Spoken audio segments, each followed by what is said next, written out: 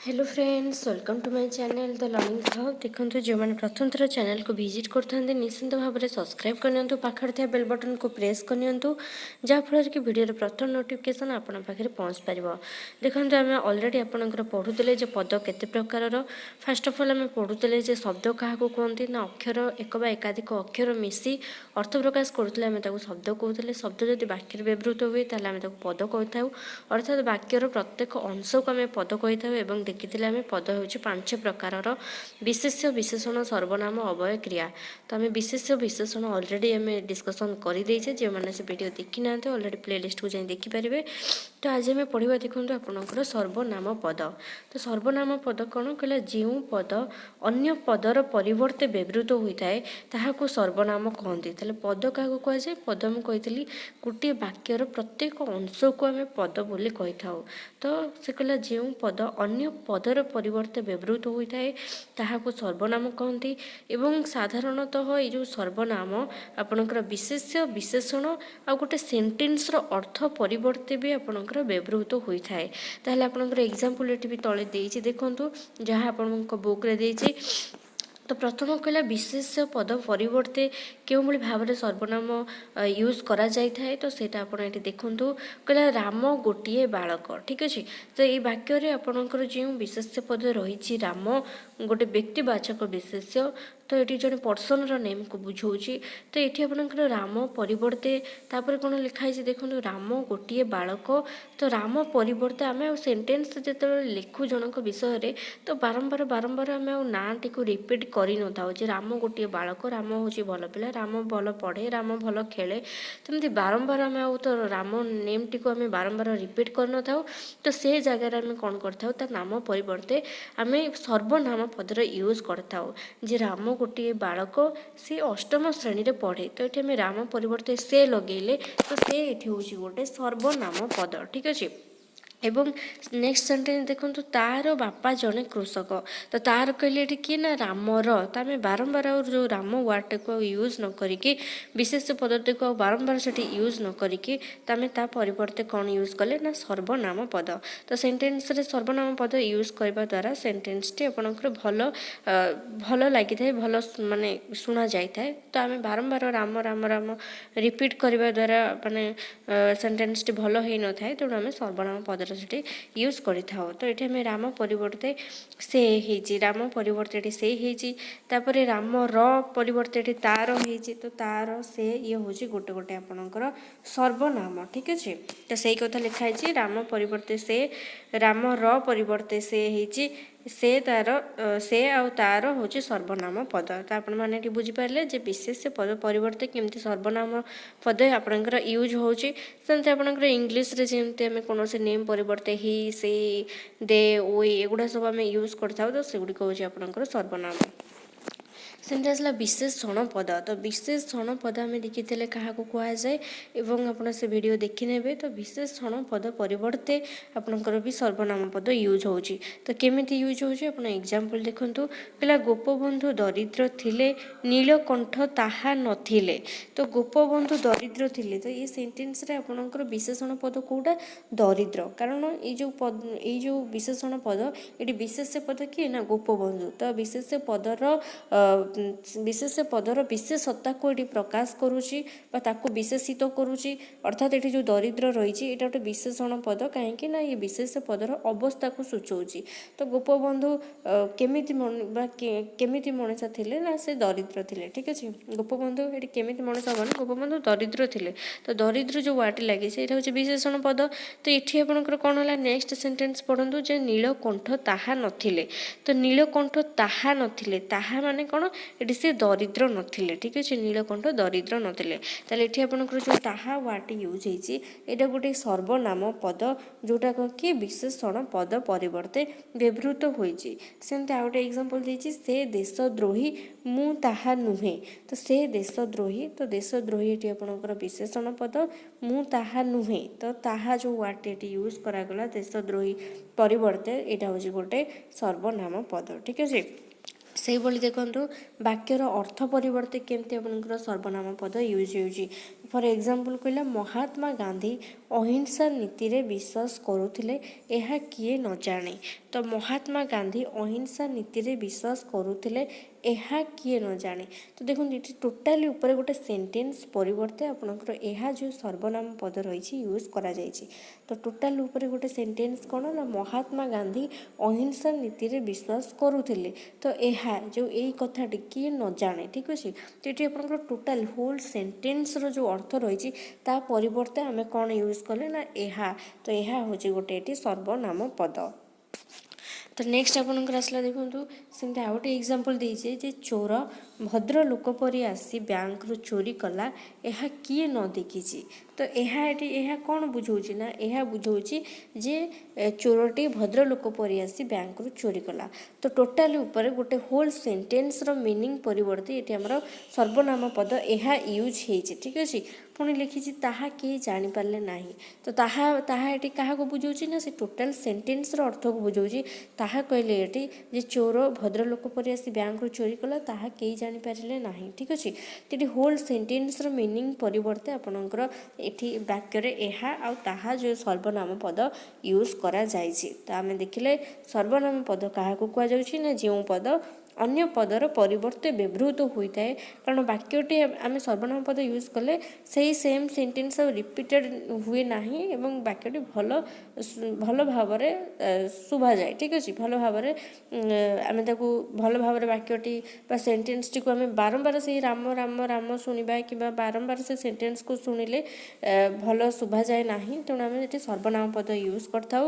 ତ ଏଠି ଆମେ ଦେଖିଲେ ଯେ ବିଶେଷ ବିଶେଷଣ ଏବଂ ଟୋଟାଲ ଉପରେ ଗୋଟେ ସେଣ୍ଟେନ୍ସର ମିନିଂ ପରିବର୍ତ୍ତେ ମଧ୍ୟ ସର୍ବନାମ ପଦକୁ ୟୁଜ୍ କରାଯାଉଛି। ଯେଉଁଟାକୁ କି ଆପଣଙ୍କର ଦେଖନ୍ତୁ ଏଠି ଆମେ ପ୍ରକାର ଭେଦ ପଢ଼ିବା।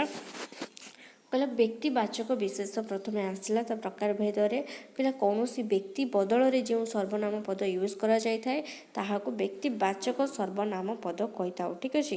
ତ ବ୍ୟକ୍ତିବାଚକ ସର୍ବନାମ ପଦ ଦେଖନ୍ତୁ ଆପଣଙ୍କର ଏକ ବଚନ ରହିଛି ଏବଂ ବହୁବଚନ ରହିଛି। ତ ଏକ ବଚନରେ ଯିବ ମୁଁ, ତୁ, ତୁମ୍ଭେ, ଆପଣ, ତାପରେ ସେ, ତାପରେ ବହୁବଚନ ହେଇଗଲେ ଆମେ, ଆମ୍ଭେ, ଆମ୍ଭେମାନେ।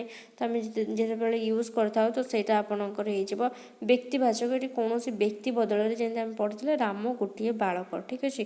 ତ ରାମ ୱାର୍ଡ଼ଟାକୁ ୟୁଜ୍ ନ କରିକି ଆମେ ସେଠି ସେ ୟୁଜ୍ କରିଥିଲେ। ତ ଏଇଟା ଗୋଟେ ବ୍ୟକ୍ତିବାଚକ ସର୍ବନାମ ହେଇଯିବ।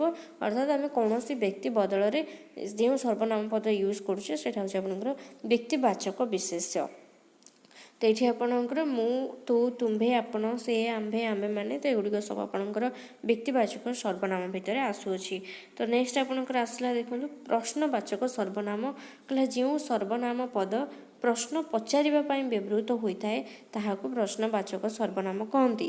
ଉଦାହରଣ କହିଲା କିଏ, କ'ଣ, କାହାକୁ, କାହାର ଇତ୍ୟାଦି। ତ ଏଠି ଆପଣଙ୍କର ଦେଖନ୍ତୁ ଆମେ ଯେଉଁ ସେଣ୍ଟେନ୍ସରେ ଆପଣଙ୍କର କ୍ୱେଶ୍ଚିନ୍ ମାର୍କ ଆପଣଙ୍କର ଯେଉଁ ପ୍ରଶ୍ନବାଚକ ଯେଉଁ ସେଣ୍ଟେନ୍ସ ଗୁଡ଼ାକ ରହିଛି ଆମେ କିଏ, କ'ଣ, କାହାକୁ, କାହାର ୟୁଜ୍ କରିଥାଉ।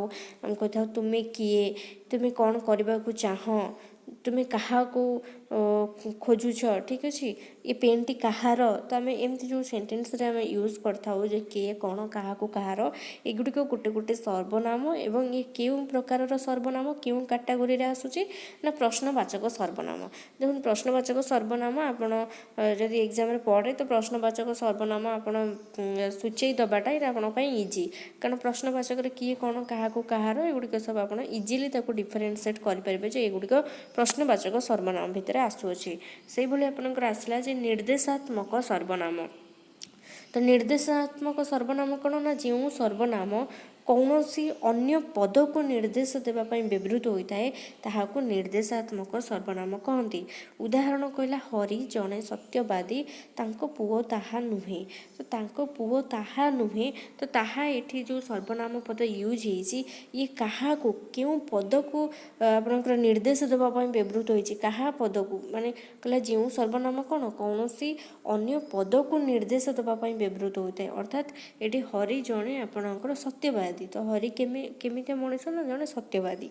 तो तांको पुओ ताहा नुहे माने कौन ना तांको पुओ से सत्यवादी नुहे। ठीक अच्छे ये ताहा वार्ड क्या निर्देश करुचे ना सत्यवादी वार्ड को निर्देश करुचे। ठीक अच्छे ताहा वार्ड ये आपंकर सत्यवादी वार्ड को निर्देश करुचे तेणु ये ताहा आपंकर हो निर्देशात्मक सर्वनाम भितर आसो। से भाई आपंकर गोटे देसी जे भारत गोटे धर्मनिरपेक्ष देश यह किए न जाने। तो ये जो सर्वनाम पद यूज हो तो यह क्या निर्देश करुँची ना यह जो धर्मनिरपेक्ष देश भारत हूँ आम गोटे धर्मनिरपेक्ष देश ये सबू जाति सबू धर्म को समान भाव में आपणकर देखा जाए। तो ये जो यह वार्डटी रही तो यह आपणकर धर्मनिरपेक्ष देश जो वार्डटी लगी से पद को से जो पद रही से पद को यह निर्देश करुँची। ठीक अच्छे तेणु ये आपंकर यह गोटे निर्देशात्मक सर्वनाम। तो युग सब जो आपको सेन्टेन्स देथिबो एग्जाम रे पचार केउंटी गोटे सर्वनाम पद तो से सेन्टेन्स को भल भाव में बुझे और सर्वनाम केते प्रकार मन पकेबे सर्वनाम क्या कहुए तापर डिफरेन्शिएट करेंगे।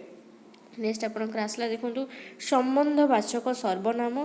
तो संबंधवाचक सर्वनाम कहला केतेक सर्वनाम वाक्य मध्य परस्पर को अपेक्षा करती गोटे व्यतीत अन्यटी अर्थ बुझाइबा को असमर्थ होता है। तेणु ए प्रकार सर्वनाम को आम संबंधवाचक सर्वनाम कही था एवं यह आपेक्षिक सर्वनाम कहुए। कहीं आपेक्षिक ना आपेक्षिक जेहेतु कहला जे ये परस्पर को अपेक्षा करती। ठीक अच्छे गोटे वाक्य मध्य केतेक सर्वनाम अच्छा जे कि परस्पर को अपेक्षा करते तेणु यह आपेक्षिक सर्वनाम जेहेतु गोटे जो वाक्य गोटे अन्य जन को अपेक्षा करते भितर संबंध थाए तेणु ये सर्वनाम को आपणकर संबंधवाचक सर्वनाम कहुए। तो एग्जांपल कहले देखो जे मन दे पाठ पढ़े से परीक्षा रे भल करे। ठीक अच्छे तो जे आउ से ये देखो जे मन दे पाठ पढ़े से परीक्षा रे भल करे ये जो जे वाटी यूज हो जे पदटी एवं से ये हूँ आपंकर सर्वनाम पद। तो ये वाक्य देखो जो जे सर्वनाम पद रही ये अपेक्षा करुच्ची जे आपंकर से सर्वनाम पद को अपेक्षा करुच्ची तेणु आंक भितर गोटे संबंध अच्छी से कहला यहाँ संबंधवाचक सर्वनाम कि आपंकर जेहेतु जे से को अपेक्षा करुच्ची तेणु एगुड़िक आपंकर आपेक्षिक कहुए। ठीक अच्छे से भाई जहाँ को रखिए अनंत कि करि पारे बलवंत। तो जहाँ को आउ कि आप देखिए जे गोटे सेन्टेन्स आपंकर दुईटी सर्वनाम पद यूज हो गोटे अन्यटी सहित संबंध रही गोटे अन्यटी को अपेक्षा करी गोटे बिना सॉरी आपंकर गोटे बिना अन्यटी ठीक भाव में अर्थ बुझेबा को समर्थ हो न थाए। तेणु एगुड़ाक जानीपारे एगुड़िक हूँ आइदर आपेक्षिक सर्वनाम आप पचार कि संबंधवाचक पचार ईश्वर जहाँ को देवे ताको किए छड़ाई नेब। तो ये जहाँ को ताकू तो ये हूँ आपंकर संबंधवाचक सेमती से जहाँ खाइब ताकू ताहा दियो तो जहाँ ताहा ये आपंकर होगा संबंधवाचक बा आपेक्षिक। एवं देखो आपंकर समुच्चयी सर्वनाम पद। तो समुच्चयी कौन सी सर्वनाम विशेष पद परिवर्ते व्यवहृत होगा संगे संगे आपंकर दुईटी वाक्य को मध्य जोग करिथांती एमाने एकाधार सर्वनाम भली काम करथांती एवं अव्ययर भली काम करथांती। से कुछ केतेक सर्वनाम अच्छी जो गुड़िक कि आम विशेष पद परिवर्ते व्यवहृत करुचे। देखो आपंकर विशेष पद परिवर्ते आपंकर आम व्यक्तिवाचक विशेष भितर भी आपंकर जापर व्यक्तिवाचक व्यक्तिवाचक सर्वनाम भितर कारण आम कौन व्यक्ति बदल कारण व्यक्ति बा पर्सन नेम आपंकर कौन आसो ना विशेष पद हिसाब से। किंतु ये देखो समुच्चयी जस्ट आप डिफरेन्शिएट करूँ समुच्चयी कहला समुच्चयी कहले ये जो सर्वनाम पद ये बहुत काम तुलाऊँच गोटे तो आपंकर विशेष पद नाम परिवर्ते व्यवहृत होची तेणु ये गोटे पद परिवर्ते व्यवहृत होची तो सर्वनामर आपंकर कार्य तुलाऊँच एवं वाक्य दुईटी वाक्य को मध्य ये जोग करुच्ची तो ये अव्ययर काम करुच्ची। तो अव्यय पद कौन आम नेक्स्ट को पढ़ा तेणु समुच्चयी सर्वनाम मन रखिए। तो समुच्चयी सर्वनाम आपंकर वाक्य ये दुईटी काम करें गोटे तो सर्वनाम हिसाब से यूज कराऊँच गोटे अव्यय पद हिसाब से यूज करा जाउछि। तो एग्जांपल कौन देखो ना ओडिशा रे एपरी लोक नाही जे बिजू पट्टनायक नाम शुणी नाही।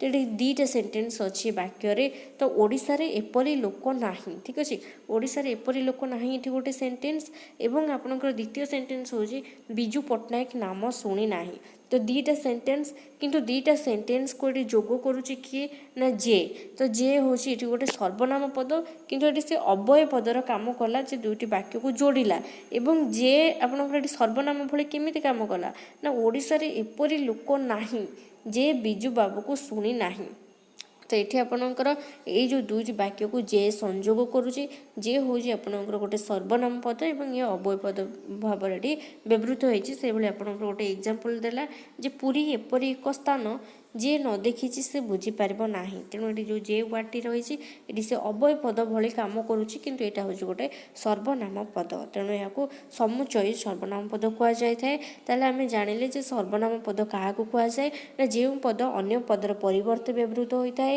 ତାହାକୁ ସର୍ବନାମ ପଦ କହନ୍ତି ଏହା ବିଶେଷ ବିଶେଷଣ ବାକ୍ୟର ଅର୍ଥ ପରିବର୍ତ୍ତେ ମଧ୍ୟ ବ୍ୟବହୃତ ହୋଇଥାଏ ଏବଂ ଏହା କେତେ ପ୍ରକାରର ଆମେ ପଢ଼ିଲେ ନା ବ୍ୟକ୍ତିବାଚକ ସର୍ବନାମ ଯେଉଁଟାକି କୌଣସି ବ୍ୟକ୍ତି ବଦଳରେ ବ୍ୟବହୃତ ହେଉଛି ବ୍ୟକ୍ତି ବଦଳରେ ମୁଁ ତୁମ୍ଭେ ଆମ୍ଭେ ଆମ୍ଭେମାନେ ଏଗୁଡ଼ିକ ସବୁ ୟୁଜ୍ ହୋଇଥାଏ ବ୍ୟକ୍ତିବାଚକ ସର୍ବନାମ ହିସାବରେ ପ୍ରଶ୍ନବାଚକ ସର୍ବନାମ କିଏ କ'ଣ କାହାକୁ କାହାର ଏଇଟା ଇଜି ଅଛି ନିର୍ଦ୍ଦେଶାତ୍ମକ ସର୍ବନାମରେ ଆପଣ ଟିକେ କନଫ୍ୟୁଜ୍ ହେବେ କାରଣ ସେଠି ଆପଣ ଭଲସେ ମାର୍କ କରିବେ ଯେଉଁ ଆପଣଙ୍କର ଏଠି ସର୍ବନାମ ପଦଟି ଯେଉଁ ଗୋଟେ ପଦକୁ ନିର୍ଦ୍ଦେଶ କରୁଥିବ ତ ନିର୍ଦ୍ଦେଶାତ୍ମକ ସର୍ବନାମ ତ ବ୍ୟକ୍ତିବାଚକ ପ୍ରଶ୍ନବାଚକ ନିର୍ଦ୍ଦେଶାତ୍ମକ ଆଉ ଗୋଟେ ପଢ଼ିଲେ ଆମେ ସମ୍ବନ୍ଧବାଚକ ବା ଆପେକ୍ଷିକ ବାକ୍ୟରେ ଦୁଇଟି ସର୍ବନାମ ଥିବ ଗୋଟିଏ ଅନ୍ୟଟିକୁ ଅପେକ୍ଷା କରୁଥିବ ବା ଗୋଟିଏ ଅନ୍ୟଟି ସହିତ ସମ୍ବନ୍ଧ ଥିବ ଏବଂ ଫିଫ୍ଥରେ ପଢ଼ିଲେ ଆମେ ସମୁଚୟୀ ସର୍ବନାମ ଯେଉଁଟାକ କି ଯେଉଁ ସର୍ବନାମ ଆପଣଙ୍କର ସର୍ବନାମ ହିସାବରେ ବ୍ୟବହୃତ ହୋଇଥିବ ଅର୍ଥାତ୍ ବିଶେଷ ପଦ ପରିବର୍ତ୍ତେ ବ୍ୟବହୃତ ହୋଇଥିବ ତା ସହିତ ଆପଣଙ୍କର କ'ଣ ନା ଆପଣଙ୍କର ଅବୟ ପଦ ଭଳି ମଧ୍ୟ କାମ କରୁଥିବ ଦୁଇଟା ସେଣ୍ଟେନ୍ସକୁ ଯୋଡ଼ିବା କାମ କରୁଥିବ